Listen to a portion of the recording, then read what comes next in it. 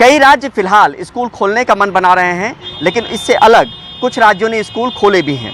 अब यहाँ पर यह समझने की कोशिश करते हैं कि जिन जिन राज्यों ने स्कूल खोले हैं वहाँ पर किस तरीके का पॉजिटिविटी रेट रहा है, खासतौर पे 17 साल के उम्र के जो बच्चे रहे हैं उनको लेकर। क्योंकि जिन राज्यों ने स्कूल खोले वो लिमिटेड क्लासेस खोले हैं, कोविड प्रोटोकॉल का पालन वहाँ पे हो रहा है, रिस्ट्रिक्शंस तमाम तरह के लगाए गए हैं। और उस लिहाज से ये भी समझना ज़रूरी है कि जब स्कूल खोले गए तो वहाँ पे पॉजिटिविटी रेट का हिसाब किताब क्या रहा। जो एनडीटीवी के हाथ आंकड़े लगे हैं उसके मुताबिक जुलाई और अगस्त को लेकर अगर तुलना करें तो उससे पता चलता है कि पंजाब में जब स्कूल खोले गए तो जुलाई से 9.6% ज़्यादा पॉजिटिव हुए बच्चे, जो 17 साल के उम्र तक के बच्चे थे उनमें ग्रोथ देखा गया। पॉजिटिविटी रेट में वो 9.6% तक का है। वहीं बात करें बिहार का तो बिहार में करीब 5.1% जो ग्रोथ है वो नोटिस किया गया जुलाई और अगस्त के बीच में। जुलाई में जो पॉजिटिविटी रेट था 17 साल के बच्चों में वो अगस्त में बढ़कर वो जुलाई से ज़्यादा 5.1% ज़्यादा हो गया।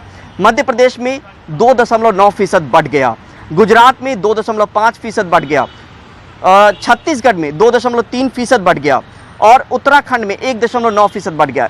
ये हम जो तुलना कर रहे हैं जुलाई और अगस्त के आंकड़ों का तुलना कर रहे हैं कि जुलाई में कितने बच्चे पॉजिटिव हुए थे और अगस्त में कितने बच्चे पॉजिटिव हुए जब स्कूल रीओपन किया गया। हालांकि वो लिमिटेड क्लासेस थे, लेकिन फिर भी 17 साल के उम्र तक के बच्चे जो पॉजिटिव हुए उनमें किस तरीके का ग्रोथ देखा गया है पॉजिटिविटी रेट में। लेकिन इससे अलग भी दूसरी तस्वीर भी हमारे सामने में है जहाँ पे बिल्कुल ग्रोथ नहीं देखा गया, जैसे महाराष्ट्र, झारखंड, जो चंडीगढ़ है वहाँ पे ग्रोथ ना के बराबर था। स्कूल तो खोले गए लेकिन जुलाई और अगस्त के आंकड़ों को देखें तो वहाँ पर निगेटिव ग्रोथ देखा गया। महाराष्ट्र में निगेटिव ग्रोथ 0.4% का देखा गया, झारखंड में 0.7% का देखा गया और जो चंडीगढ़ है वहाँ पे 0.1%।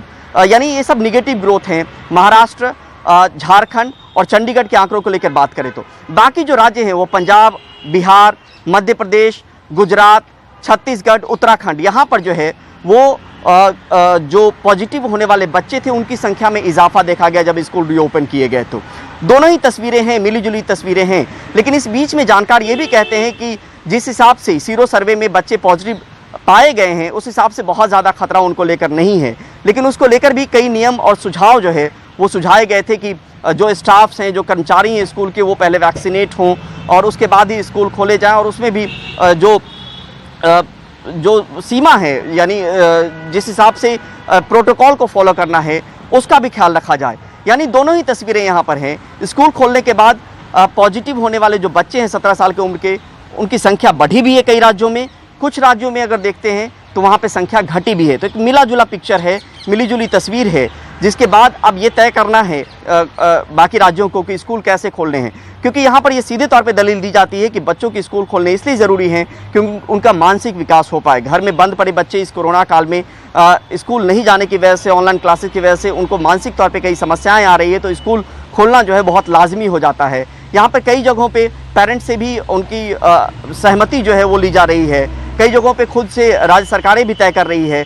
लेकिन यहाँ पर यह भी समझना ज़रूरी है कि जो वैज्ञानिक तस्वीरें हैं, जो वैज्ञानिक डेटा कहता है, जो वैज्ञानिक बताते हैं, जो जानकार बताते हैं, उसके मुताबिक सीरो सर्वे के जो परिणाम है उसके आधार पर सीधे बताया जा रहा है कि बच्चे पहले से ही पॉजिटिव हो रहे हैं, लेकिन उनमें अस्पताल में दाखिले की जो नौबत आती है वो बहुत कम बच्चों में आती है। यानी बच्चे गंभीर रूप से, बहुत कम बच्चे जो हैं वो गंभीर रूप से बीमार पड़ रहे हैं।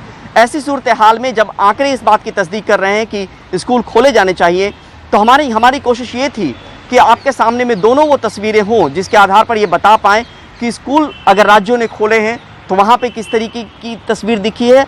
और इसमें दोनों ही मिली जुली तस्वीरें सामने में आई है, जहाँ पे पॉजिटिव होने वालों की संख्या जो है 17 साल के बच्चों में बढ़ी भी है, कुछ राज्यों में वो घटी भी है। घटने वाली स्थिति को अगर फिर से दोहराएं तो उसमें महाराष्ट्र हो गया, चंडीगढ़ हो गया और साथ में जो झारखंड हो गया, वहाँ पर इन जगहों पे स्कूल खोलने के बावजूद जुलाई और अगस्त के आंकड़े डेटा को अगर कंपेयर करते हैं तो वहाँ पे कम बच्चे बीमार पड़े हैं।